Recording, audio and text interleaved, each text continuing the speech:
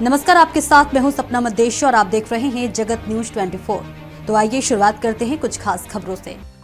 महाराष्ट्र के चंद्रपुर जिले के कोयला क्षेत्र में इन दिनों बड़ा विवाद खड़ा हो गया। बल्लारपुर के ट्रक मालिक और ड्राइवरों ने आरोप लगाया कि कोयला परिवहन में उन्हें जानबूझकर दरकिनार किया जा रहा है, जबकि बाहरी राज्यों के ट्रकों को प्राथमिकता देकर लोडिंग दी जा रही है।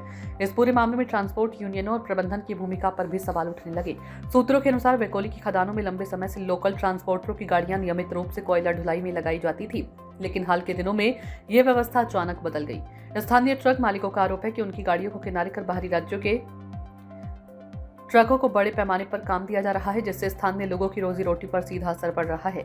मामले का दूसरा गंभीर पहलू कोयला लोडिंग से जुड़ा है। अब तक वेकोली में निजी ठेके पर लगी पेलोडर मशीनों से लोडिंग का काम किया जाता था, लेकिन आरोप है कि अब हैदराबाद रूट के लिए बिना किसी टेंडर प्रक्रिया के नई पेलोडर मशीन अवैध रूप से चलाई जा रही है। इससे न केवल पारदर्शिता पर सवाल उठ रहे हैं, बल्कि नियमों के उल्लंघन की भी आशंका जताई जा रही है।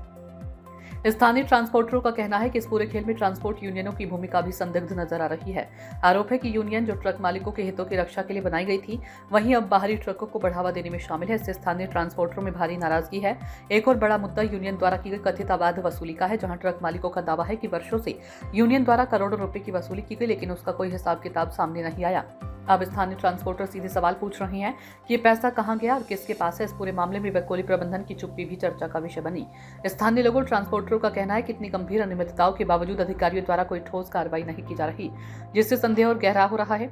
लगातार हो रही अनदेखी से नाराज स्थानीय ट्रक मालिकों ने चेतावनी दी है कि यदि जल्द ही इस मुद्दे पर निष्पक्ष जांच कर कार्रवाई नहीं की गई तो वे बड़ा आंदोलन करने को मजबूर होंगे। उनका कहना है कि ये सिर्फ रोजगार का मुद्दा नहीं, बल्कि स्थानीय हक और न्याय की लड़ाई है। अब देखना होगा कि वेकोली प्रबंधन इस कोयला खेल पर कब संज्ञान लेता है और स्थानीय ट्रांसपोर्टरों को न्याय दिलाने के लिए क्या कदम उठाए जाते हैं।